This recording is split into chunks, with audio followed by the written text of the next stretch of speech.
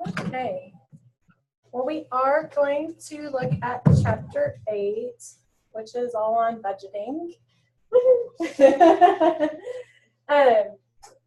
So yeah, we are on our last two chapters. We'll cover 8 and 16, and which 16 is cost, volume, profit analysis.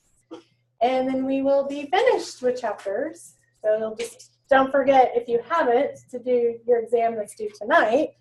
I guess we should wrap that up first. And then we'll just have the final chapter exam, which will be over 8 and 16.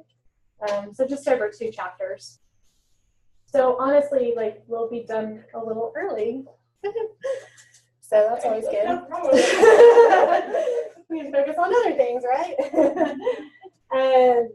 So yeah, we'll do 8 this tonight, and then we'll move into chapter 16 next week. And really, the exam 3 will be due May 1st, so we probably won't even meet that night because that's your last test. So we'll be wrapping up. So a couple weeks really is all that we have left.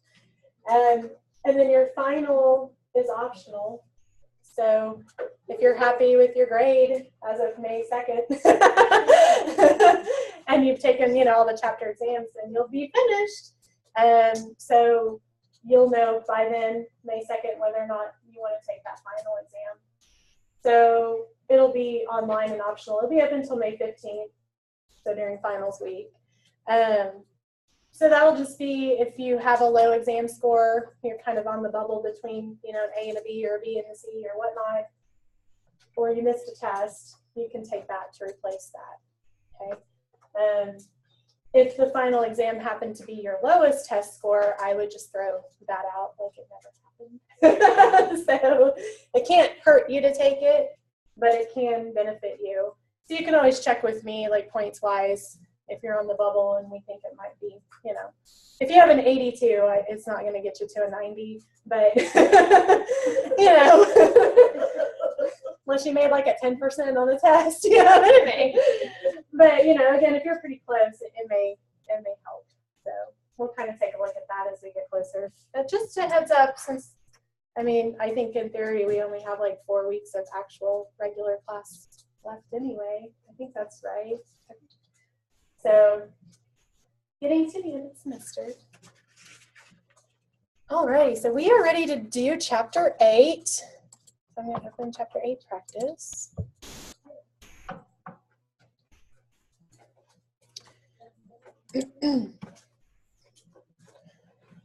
So again, chapter 8 is all about budgeting. So we're dealing with a lot of numbers, no algebra, so that's always a benefit, right?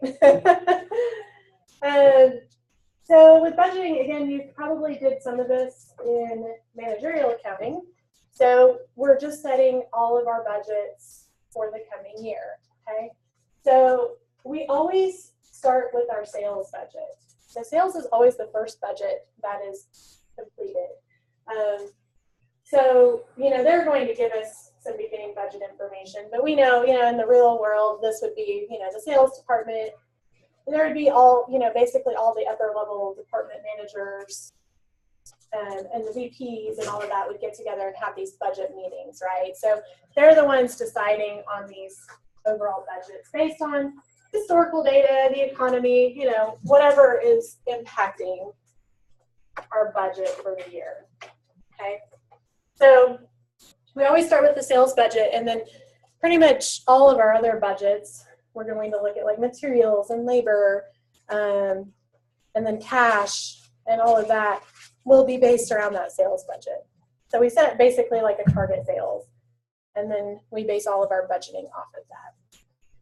Now, we won't get into it really in here, but we know from there, once we have a budget, that it would be a continuous thing, right? So we would have our budget, and then once the month was complete, we would look at actual data, we would compare it, we would analyze, and make changes as necessary.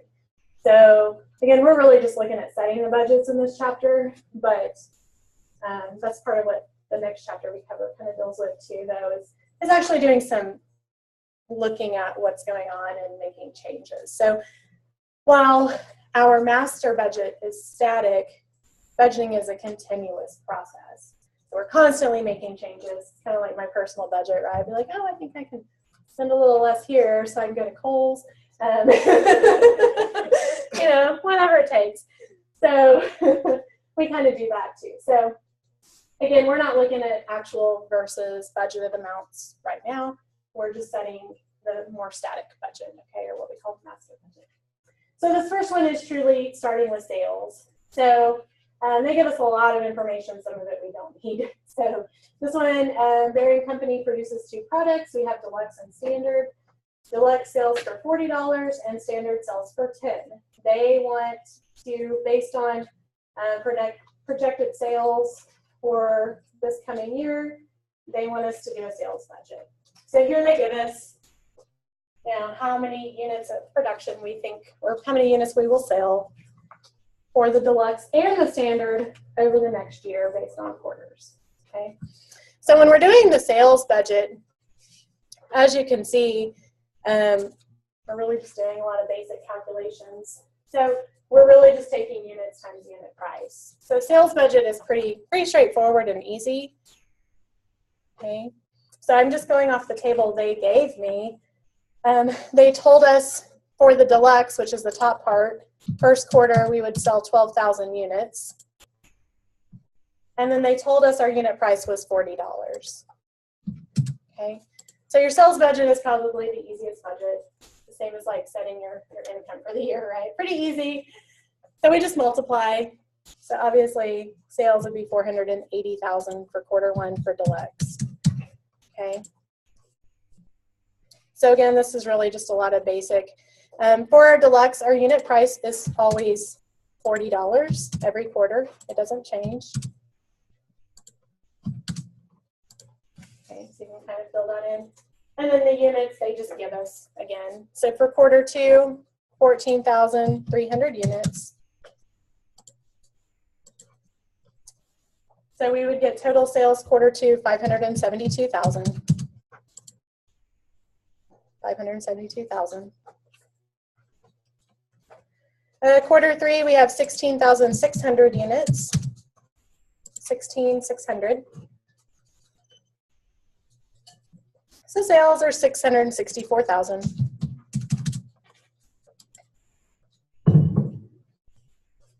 Quarter 4, we have 20,000 units budgeted. So 800,000 in sales.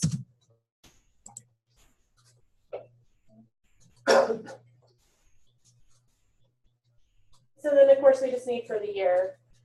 So total units, we just add those up, and we should get 62,900. 62,900.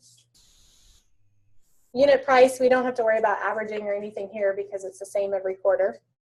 And then our total sales would be $2,516,000. $2,516,000.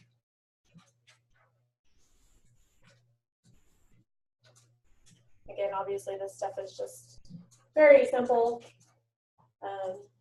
more data entry type really, right? A little bit of math. So we do the same for Standard, of course. The Standard price they told me was $10. So for Standard, it's always $10.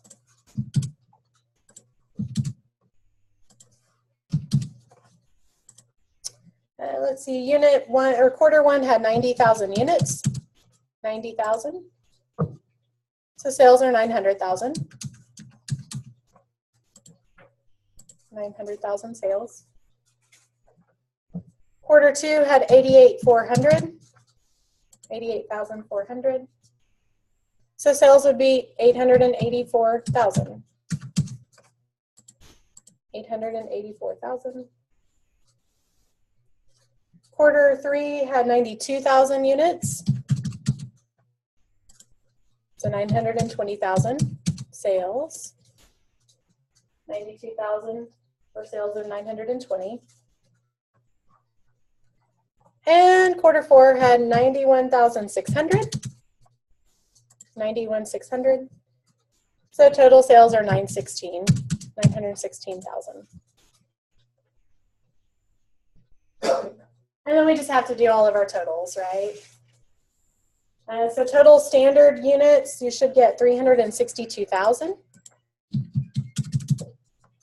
362,000, which would make our total standard sales 3,620,000. 3,620,000. And then we just want sales by quarter, so for both deluxe and standard. So quarter one total sales should be 1,380,000. 1,380,000. Quarter two would be 1,456,000. 1,456,000. Quarter three would be 1,584,000. 1,584,000. Quarter four, 1,716,000. 1,716,000. And then we add up those 4 quarters, and the total yearly sales would be 6,136,000. 6,136,000.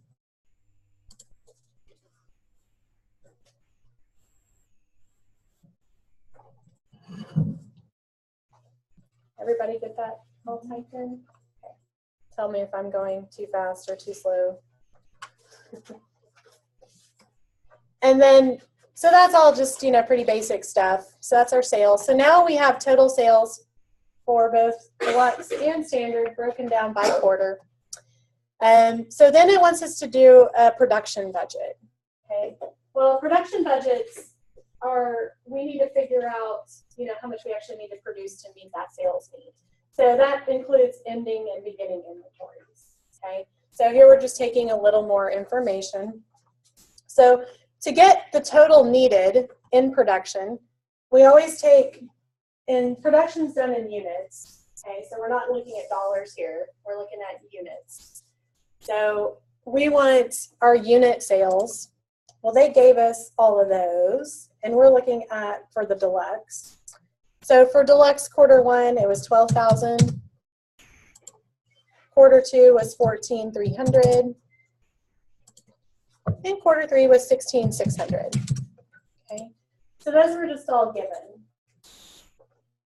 Well, to get to our total needed, we want to add in our desired ending balance. So they told us, just to kind of get that information, we didn't read it yet. In this last line here, it says company policy dictates that ending inventory should equal 20% of the next quarter sales for deluxe and 10% of next quarter sales for standards. Okay, so let's deal with the 20% first. So on the second line, you should have desired ending inventory.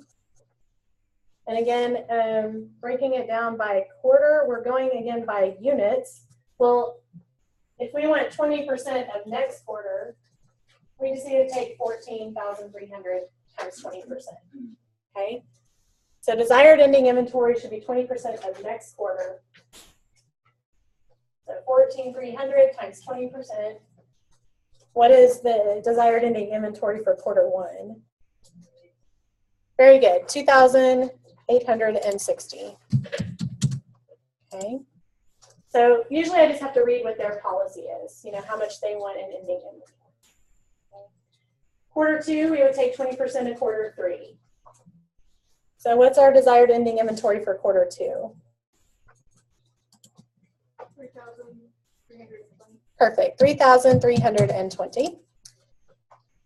And then we don't see quarter four on this budget, for, you know, schedule, but they told us at the top, our sales budget for deluxe for fourth quarter was 20,000. Okay, so for quarter three, we would take 20% of 20,000. So that's what, 4,000. Okay. So we just have to read and find what their level of desired ending inventory is. And then we just add to get the total units we want in the whole period. Okay. So for quarter one, it'd be what, 14,860? 14,860. And quarter two would be 17,620. 17,620. And then for quarter three, 20,600. Okay. So that's how many total units we want in quarter one. It's 14,860. But we need to consider what's already in inventory. So we're kind of, still doing what we've done in past chapters, kind of balancing inventory accounts. So we're going to subtract out whatever was in beginning inventory. So we're going to say less beginning inventory. And they told us what that was too. They told us up here in the wording that we found that 1,300 deluxes and 1170 standards were in inventory at the beginning of the year. Okay, so there it is, the 1,300 deluxes was my beginning inventory. So I'm just going to subtract that out. And you don't have to show it as a negative. I just like to put the minuses in so I see that it's coming out. So the total units that we need to produce to meet our unit sales goal and our desired ending inventory, we just subtract. So 13,560. 13,560. And then what would be quarter two's beginning inventory?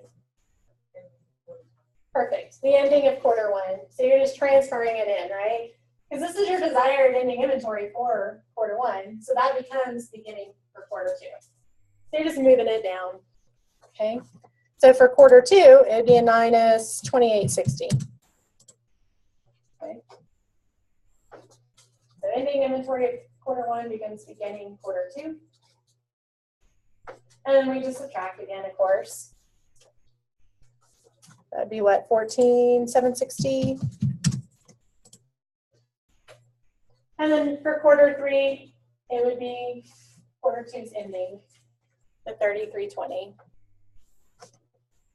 So minus 3,320. And quarter three's production budget would be 17,280. Okay.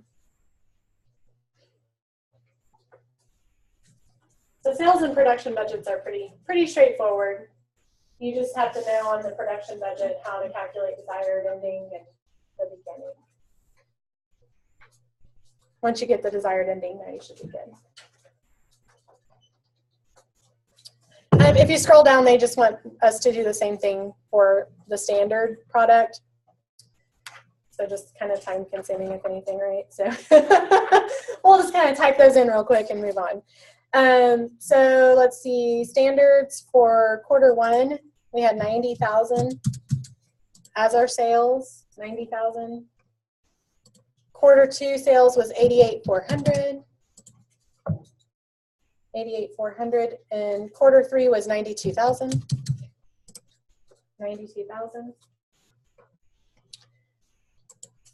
We're still going to add in desired ending inventory. In this case, they told us for the standards, it was 10% of next month's sales. So we're just going to go 10% of quarter two. So it should be 8,840, 8,840.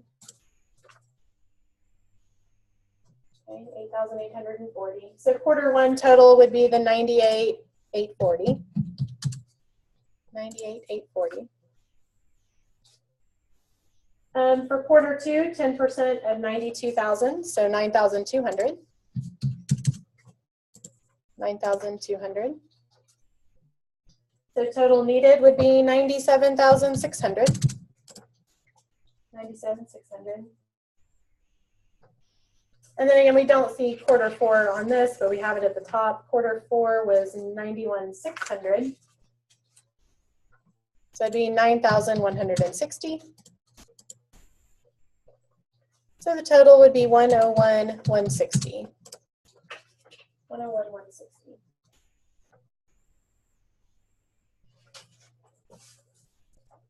Again, we'll subtract out our beginning inventory. And they told me we had 1,170 in beginning inventory. So for quarter one, I'd subtract out 1,170. So we get 97,670.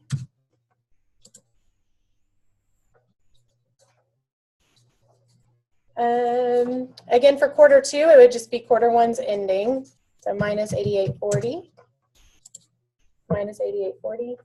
So quarter two should be 88,760.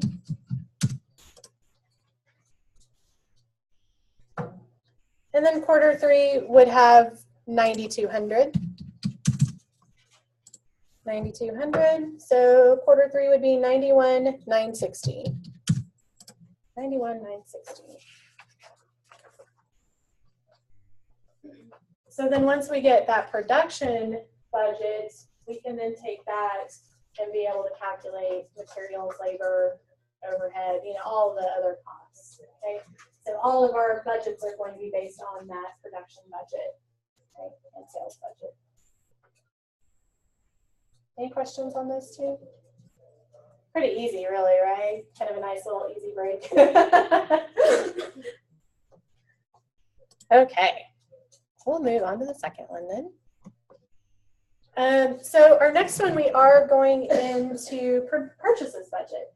So they're going to give us some sales budgets, and we're going to calculate how much we need to purchase. Okay, so that's kind of the same as production, right? So we're kind of doing the same thing, but then we're going to look at something a little differently. So production budget is going to be obviously for manufacturing, where we make our own product. But if we are retail, then we would have a purchases budget. Okay, so that's kind of what we're looking at here. So pretty much the same thing. They're giving us our unit sales and dollar sales for 6 months for Tiger Drugstore. Let's see, so this is for vitamins. And they think the ending inventories should cover 10% of next month's projected sales. And then they told us 23 bottles of vitamins were in inventory beginning of the year. So really we're doing the same thing here. There's just a little bit at the end that's different. So again, we'll just type in the unit sales. January 170. February 160, March 180, April 190, May 210. And again, they told us desired ending inventory is 10% of next month's sales. So for January, 10% of 160. So 16 for January. These are easy, aren't they, when you're just dividing by 10. So February would be 18. March would be 19. April would be 21. And then again, May we don't see June's, but June's is 200, so it'd be 20. I love it when the math you can do in your head, right? And like easy breezy. And then we add, of course. So total needed January 176 or 186, sorry, 186. February 178. March 199. April 211. And May 230. Okay. Again, they told us our beginning inventory in January was 23. So we know we just need to subtract that out. Minus 23. So January, we should need to purchase 163 bottles of vitamins. Again, from here on out, it's just last month's ending becomes this month's beginning. So for February, we should see a minus 16. So it would be 162. March would be a minus 18. So we would see 181. April would be 19. So we would have 192. May would be 21. So we'd have 209. Okay. So again, the same as a production budget. It's just purchases since we're dealing more with a retail.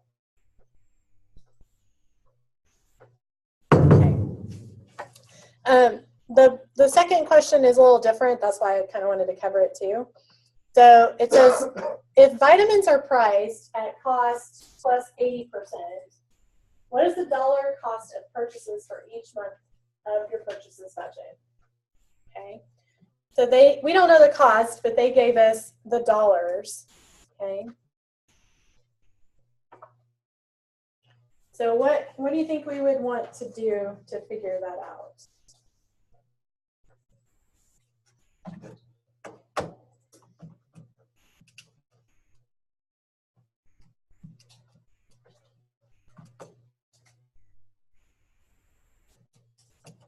Any ideas?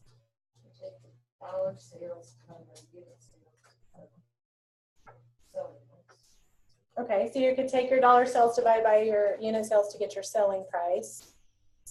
Okay. And then put it in that price equals 1.8 receipt.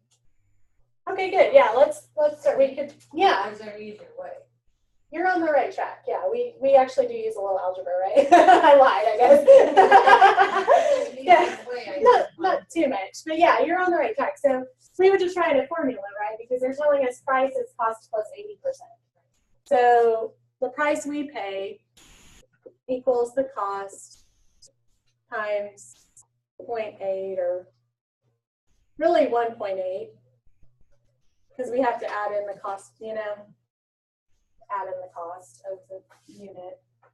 So what I did was I just solved for cost. So I did what you did. I calculated the sales price, just like you said. How much did you get for the sales price? 9. Very good. So we just went off of, right, like any month. It's all the same, by the way, which makes it easier. All the months, it's all 9. So I got my price. You would take, like, for January, we had 1530 in the sales divided by 170 units.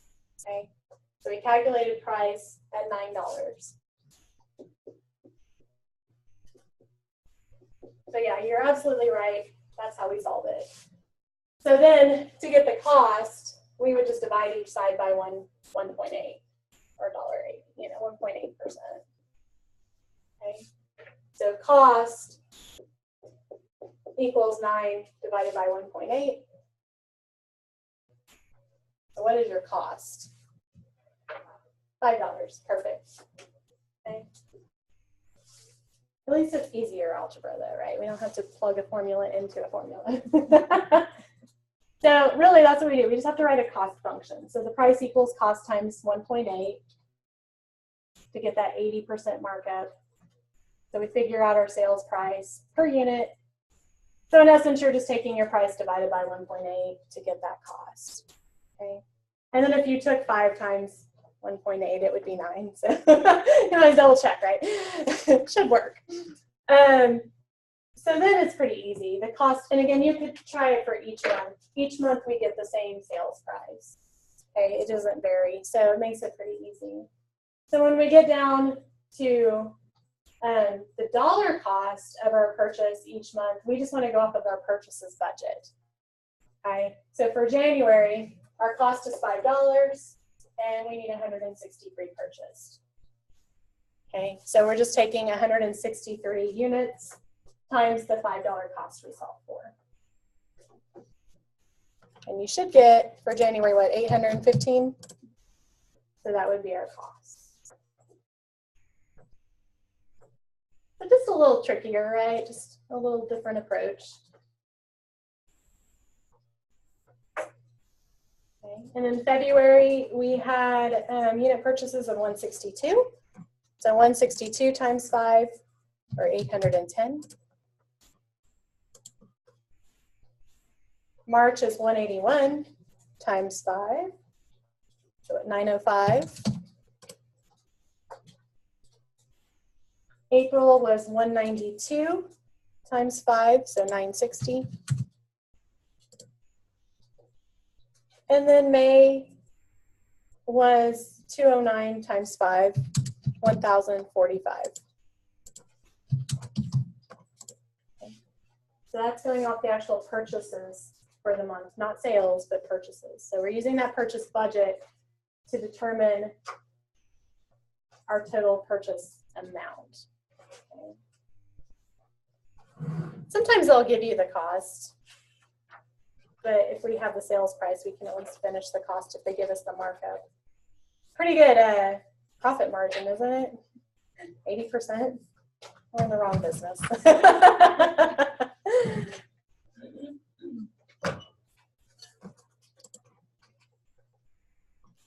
Any questions on that one? Okay. Okay, let's get into the the cash budget. Okay. So here we want to figure out, how much cash we'll have at the ending of each month or each quarter, depending on how we're doing. This one's monthly. So we have to take into consideration cash and credit sales, collections, how we make payments for things. So the cash budget's, it's not hard, but it's a little trickier. Okay, there's just a little more work to it. So here we have Janet Wooster owns a retail store that sells new and used sporting equipment. She has requested a cash budget for October. So here's what we find. We had a beginning cash balance on October 1st of $1,118. She wants to know how much cash she'll have at the end of the month. Kind of important, right? It's a good thing to know so we can plan our expenditures. So they're giving us actual sales for August and September, and then we're going to get estimates for October so we can kind of figure out how much cash are we going to have.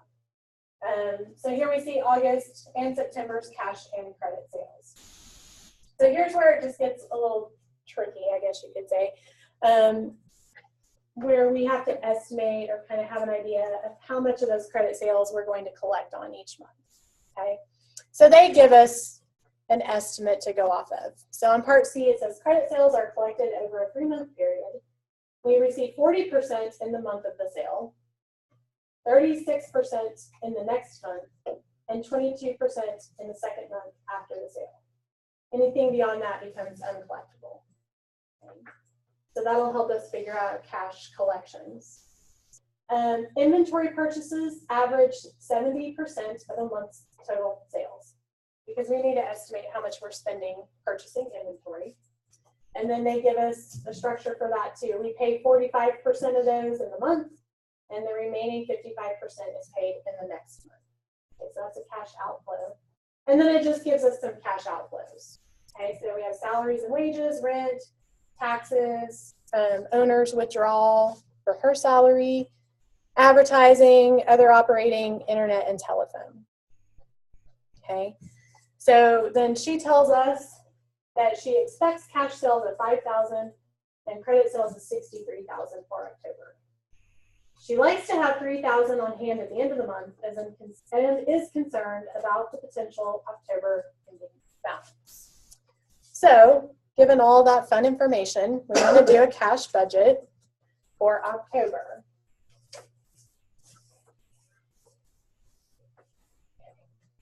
Well, the beginning cash balance was a given, so that's nice. It's $1,118. Okay. Then we're going to just put in collections amounts. Well, cash sales, we're going to just put in October's because we're just dealing with October. And she told us she estimates cash sales of $5,000. So cash sales would just be the $5,000.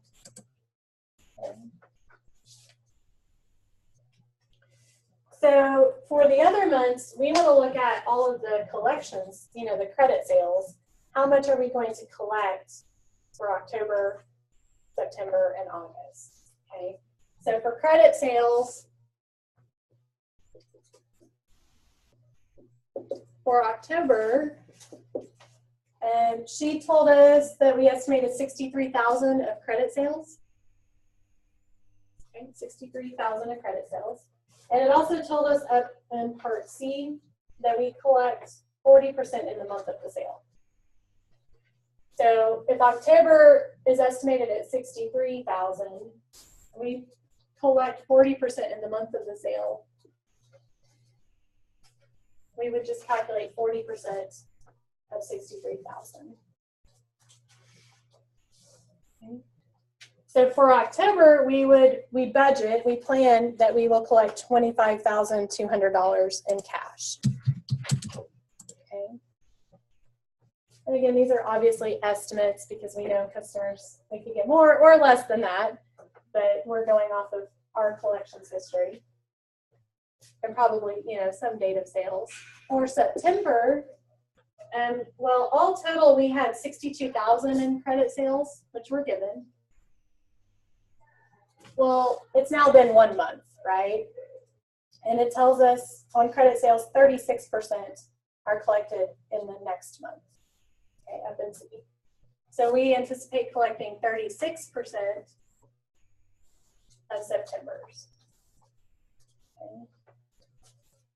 So in September, we should see cash of $22,320 from credit sales collections.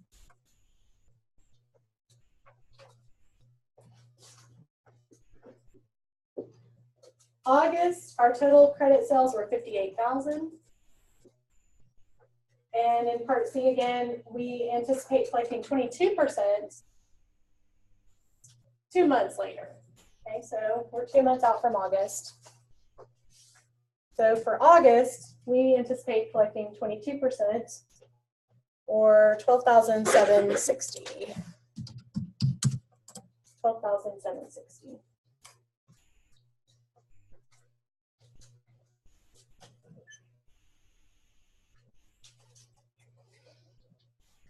So anything that's beyond August, we consider uncollectible.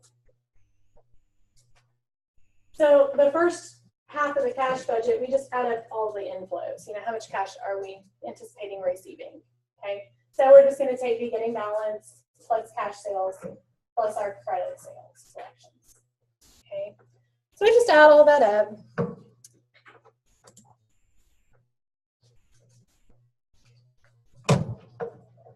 So how much is our total cash available? How much? We're going.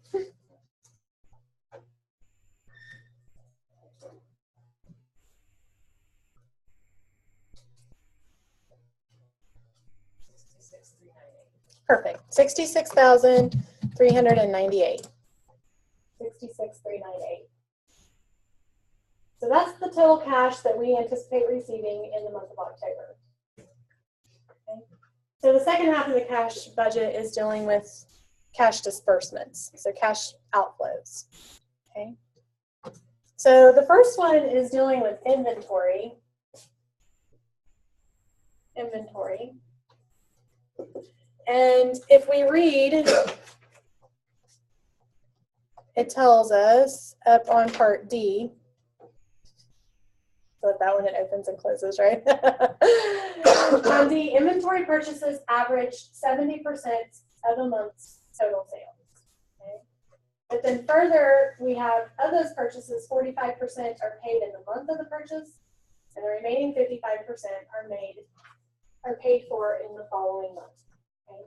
So we have to calculate our total inventory and then figure out how much was paid in cash and how much is paid the next month in cash. Okay. So what I would do there is I would need to look at October's total sales. We're going off total sales here. So for inventory, October I had 63,000 in credit sales and 5,000 in cash sales, right? So all total we had 68,000 in sales. 68,000 in sales. Well, we want purchases of 70% of total sales. That's what it tells us. Inventory purchases average 70% of a month's total sales. So 68,000 times 70%. So our total purchases, or inventory, sorry, our total inventory would be 47,600 for October. Okay, that's total, 47,600.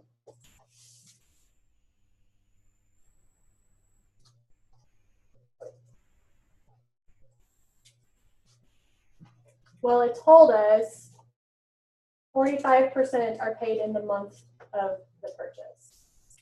Okay, so we're only paying in cash 45% of this, right? So take 45% of that, and you should get inventory cash purchases for October of 21,420.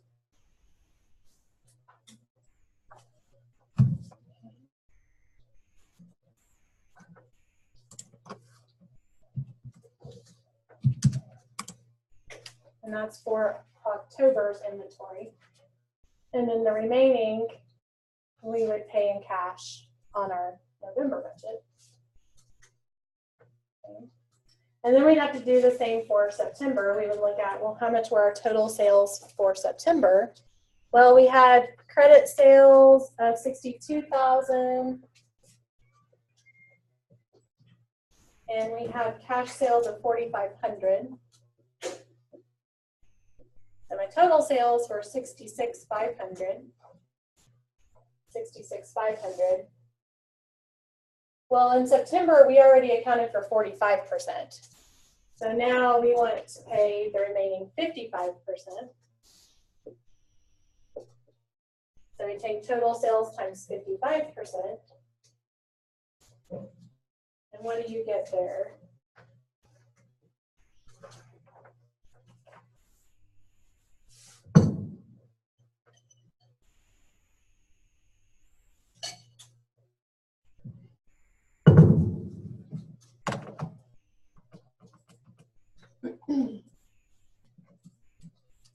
Okay. So how much would inventory payments be from October inventory? I forgot to take the 70%, didn't I? You guys are just letting me up here like this. You guys weren't going to say anything? No, it didn't seem important at the time. I feel like it kind of was. No. That's just unnecessary politics. I'm like, hold on a second. We're skipping a step. No, we're not. That's not how this works. It's all part of, it's all the system's fault, not ours. The system. The system. Oh, so September inventory should be 46,550 times the 55%. Were y'all doing it correctly and just leaving me hanging?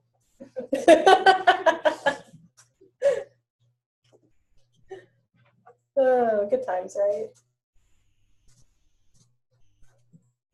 So how much are September's inventory?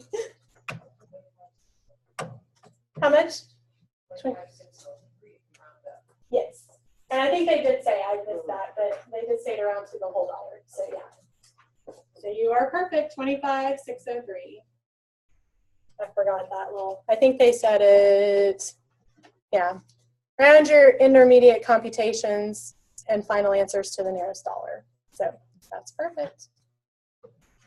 So for September, 25,603. And then the rest is just typing in what they gave us, right? They gave us all the other cash disbursements.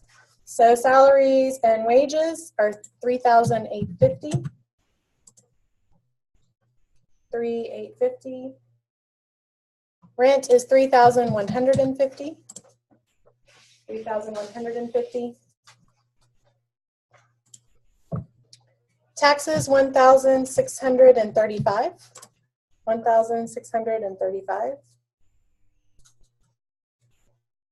Other operating expenses $3,800. $3,800. Owner withdrawal $3,500. $3,500. Advertising is $1,500. $1,500. And internet and telephone $320. $320. So we'll add up all of our cash payments for the year, or month, sorry, the month, and you should get $64,778. $64,778.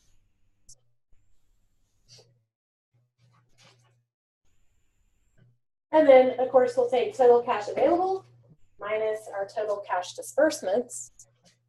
And your ending cash balance should be $1,620. So is Janet going to be happy? No.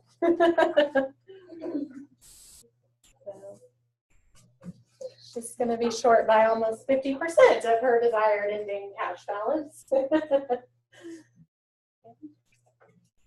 Any questions on that one? Okay. So again, this would be important for her because maybe then she could look at eliminating some of those expenses, like $1,500 in advertising, or lowering it possibly. Have to look to see. So that would give her some insight on where she might want to reduce expenses or increase sales, something. Something's got to give, or be happy with 1620. Do what? Under withdrawal. Yeah, she doesn't need to get paid. It's not important.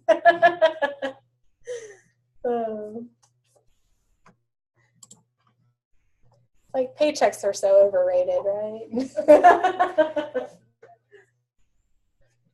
Who cares about our own cash budget? Yes. I care. You care? Are you sure? I mean, it's just not necessary. We just work for fun. We don't work to get paid.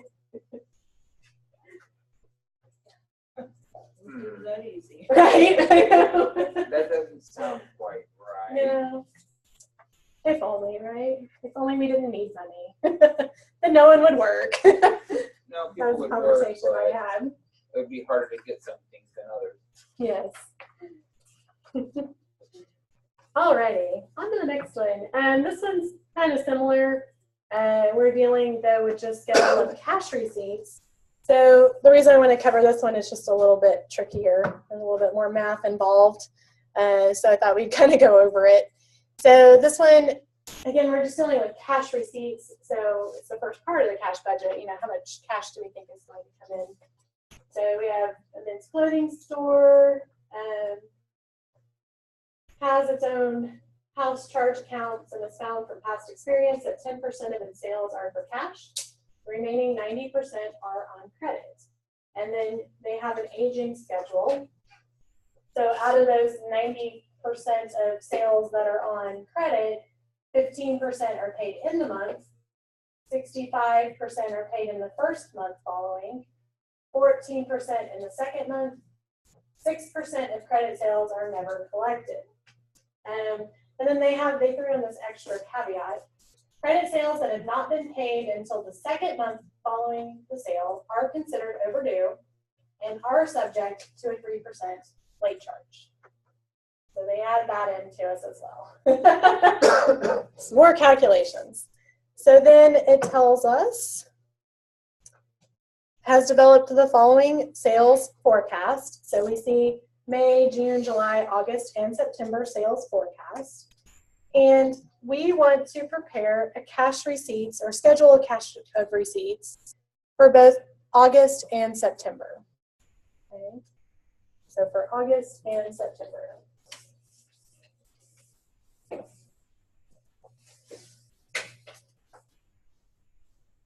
Okay, so let's let the fun begin, right? Super fun. So, well, cash sales, at least that part is easy. We can go ahead and plug those in for August and September.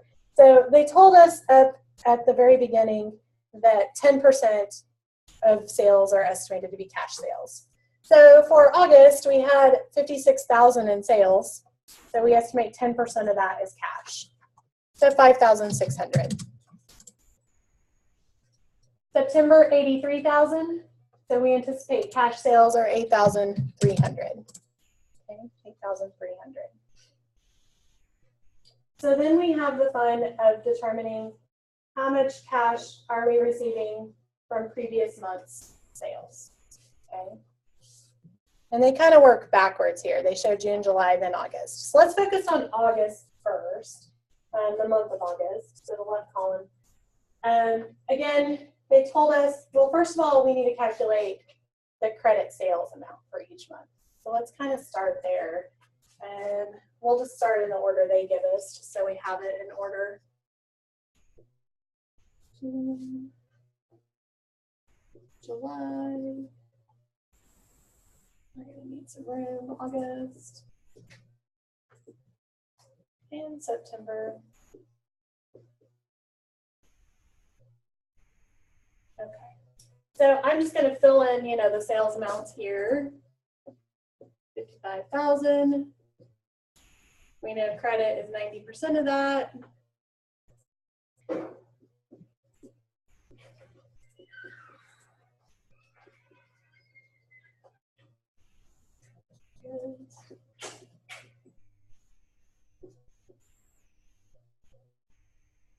September.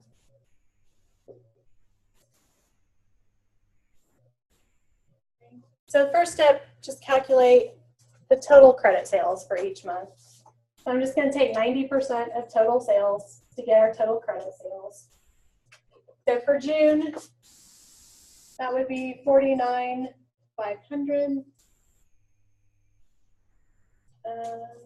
Let's see, July would be $40,500. August would be $50,400. 50,400. And September would be $74,700. Okay. So those are our total credit sales for each month. So then we just have to go back and do the aging and figure it out. Well,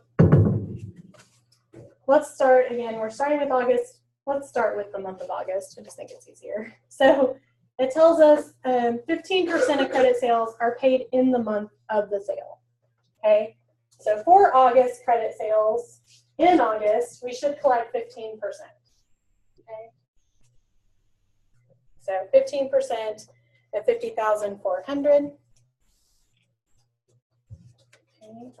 So that should be 7,560. Okay. So we can actually plug that into our little chart. 7,560.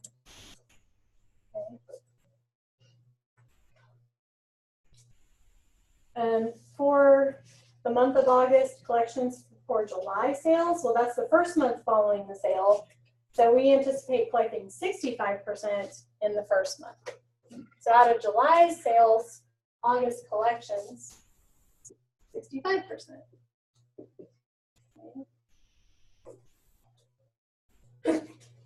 Bless you. So that should be 26,325.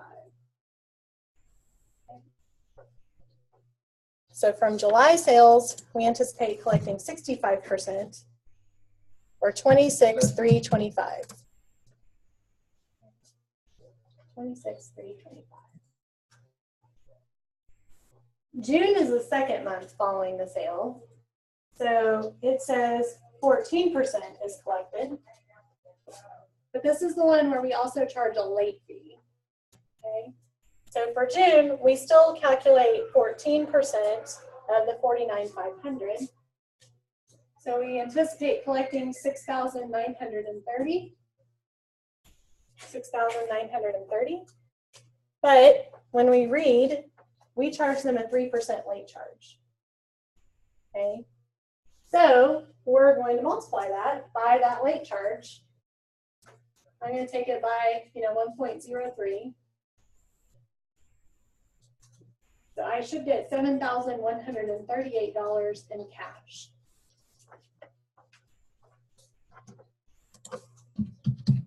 So just make sure you add in that 3% late fee when it's in the second month past the sale. So for August, any sales in June are considered overdue. So we add that 3%.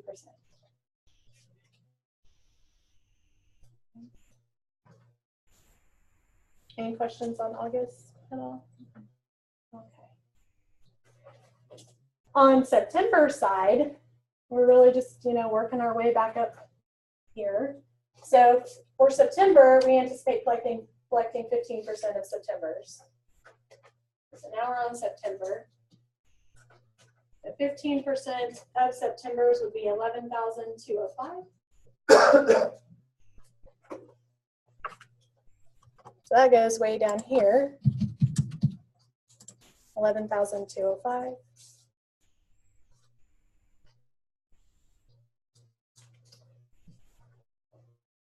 August would be the month, following the sale now. So August would still be the 50,400, but now times 65%, because that's how much we anticipate collecting in September. So 32,760. So that's September. And that'll go on the line right above. I know it gets a little wonky on this table. I could have made it a little more clear, I think. I don't know why they're not lined up. So for August, we should have 32,760.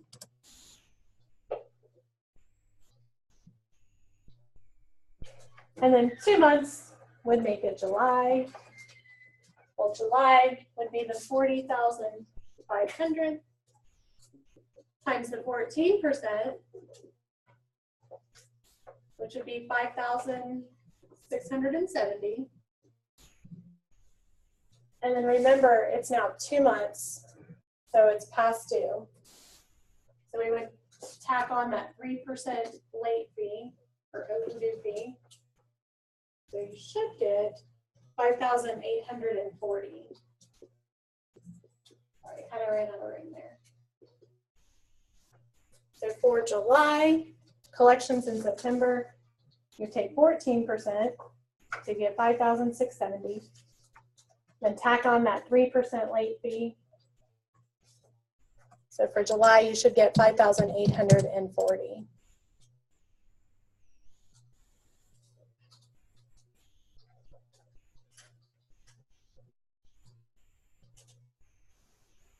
There, it's just getting them all lined up, right?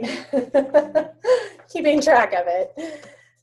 So total cash receipts, well, we just add them all up, and my number cut off. Did you guys, has anyone added up August yet? I had the first part of it. How much? That sounds right. 46,623. I'm missing the last number, so I'm like, yeah, that sounds good. So that would be right. Yeah. So for August, 46,623. And then for September, you should have 58,105. Does that sound right?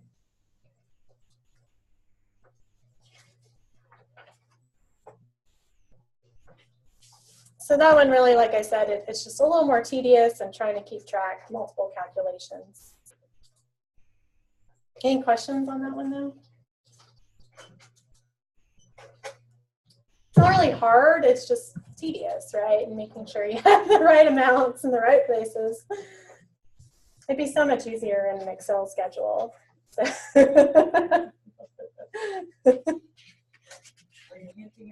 Right? I developed this great spreadsheet. I'm going to do that. You know, maybe I'll give you some extra credit if you develop a nice little formula for calculating, right? Of course, by the time you took the time to build the spreadsheet, you could have just calculated. If you have to calculate more than once, though, you know, it's definitely worth it. All right. Whew. Okay, let's see how much of this one we can get through. I'm trying to think. At least go over what we need to go over. Okay, so here we're looking at multiple budgets altogether. Production, which we've already done. So now we're going to look at labor, materials, sales budget, which we've done, but also a budgeted contribution margin. So they gave us a lot of data, of course, which a lot of it you really don't need to know. So we're not going to read through the whole paragraph. Basically, they gave us the inventory for our glare filters. We carry over 35% of the following month's projected sales and inventory. These are kind of the pertinent things we'll pull out. So here's our information for January, February, March, and April. Like I said, we'll try to get through as much of this as we can. We have estimated unit sales, our sales price per unit, which you see the difference in these from the first ones we did. Our sales is changing. So that's going to change some of our calculations. We have direct labor hours per unit as well as direct labor hourly rate, which also we see an increase. And then direct materials cost per unit. Okay. Unless otherwise indicated, we're going to round all calculated amounts to the nearest dollar or unit. So when we're doing production, again, we've done this, you know, twice now. So I'm just going to type all the numbers in. And you type them in with me, right? So I'm just going to get those typed in.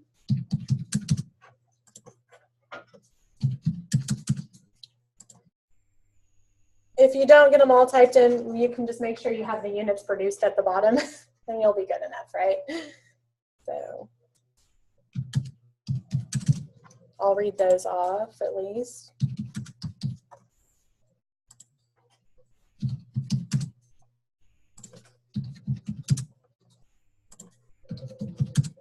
And then I'll point out a couple things for you.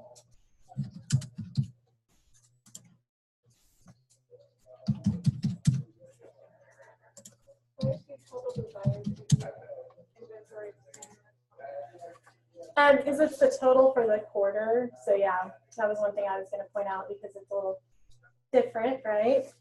Mhm. So yeah, we'll look at that here in just a second too.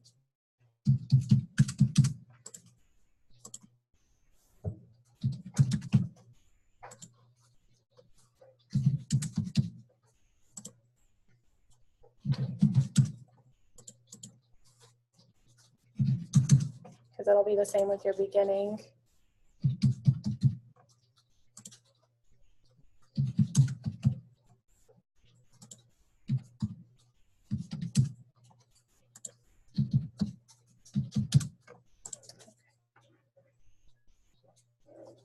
So yeah, one thing Julie was asking was, why is your total desired ending inventory the same as March?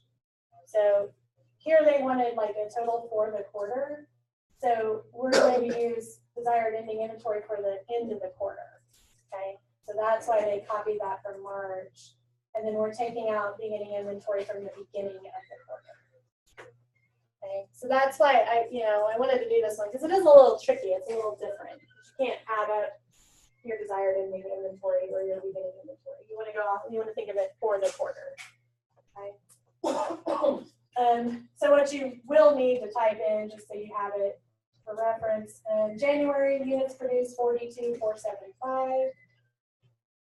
42,475. February 36,075. 36,075. March 38,860. 38,860.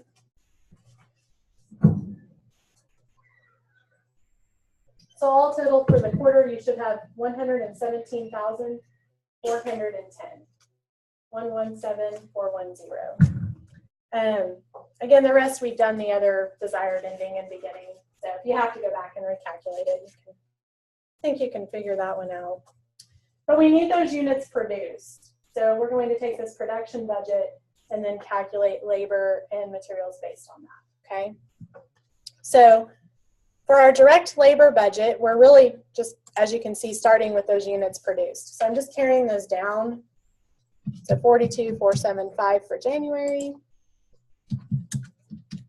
36,075 for March. I'm sorry, February, skipping a month. March 38,860. And again, the total 117,410.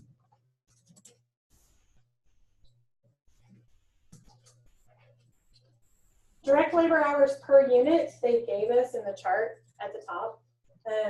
For January and February, it's 3 hours per unit.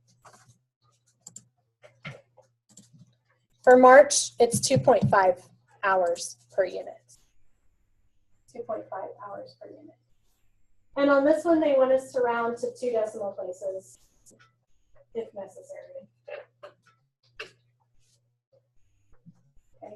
So then to figure out your total labor budget in hours, you're just multiplying. Okay. So for January, it should be 127,425. 127,425. For February, 108,225. 108,225.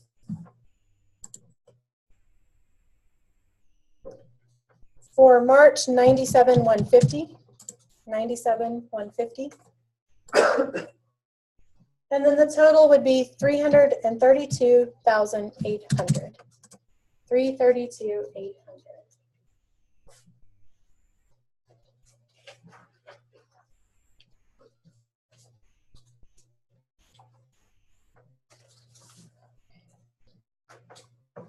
Well, that was the labor hours. So now we want it in actual, oh no, we're doing materials next. We don't actually do the labor cost until later.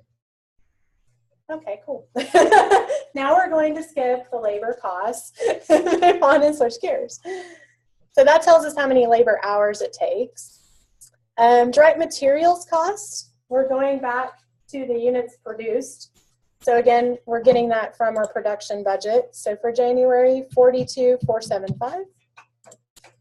42,475. February, 36,075. 36,075.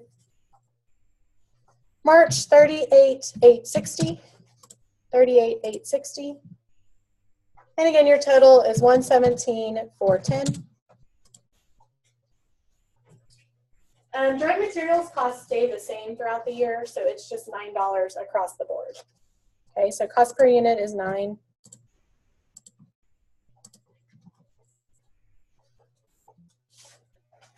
Okay, and so direct materials, you're just taking units produced times cost per unit. Pretty easy, right? It's not the tricky one. So total direct materials for January, $382,275. February, $324,675. March, $349,740.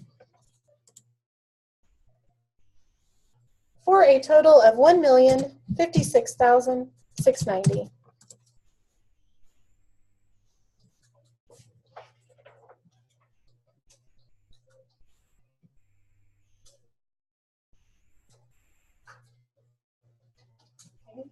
So now we have our total materials cost. The next one is the sales budget. We're kind of switching gears there and going back to the beginning. I don't know why they put them out of order. But here you're just taking your unit sales and multiplying by selling price. So this is all given data. So this one is pretty easy until we get to the total. So unit sales January, 36,000. 36,000. February unit sales 34,500. 34,500. March 39,000. 39,000. And our total is 109,500. So those are all in the table. Unit selling price for January and February is $80. And then for March, it drops down to $75.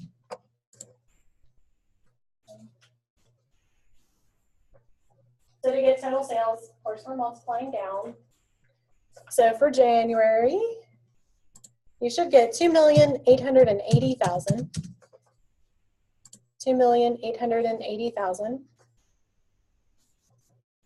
February, 2,760,000. 2,760,000. March, 2,925,000. 2,925,000. So your total sales revenue, and add that up, 8,565,000. 8,565,000.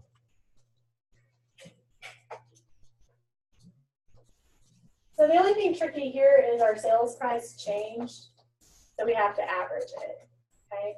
So just take your total sales in dollars divided by the units to get an average sales price per unit, okay? So take total sales revenue of 8,565,000 and divide by sales in units of 109,500 and round to the nearest cent. So what is my average selling price? Very good, $78.22. Okay, so that's just a little different, you know. So make sure you get your average there.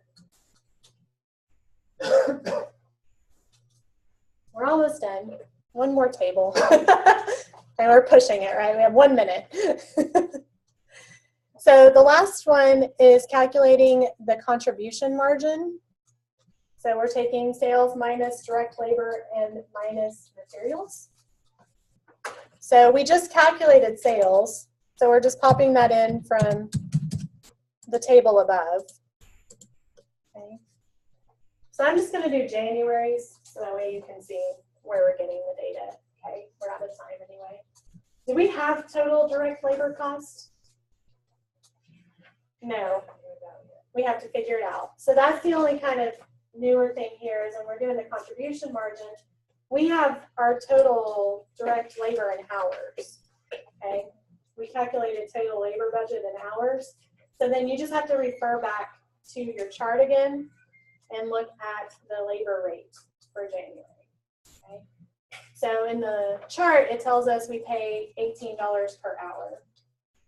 And then if I look at 1B, our direct labor budget chart, we had 127,425 labor hours. Okay, so you just have to calculate that. Okay, so direct labor hours times your $18 labor cost. So for January, direct labor cost should be $2,293,650. $2,293,650. And then materials we have from our materials budget. Okay, we've already calculated that. So materials is $382,275. $382,275. So sales minus labor minus materials gives us that contribution margin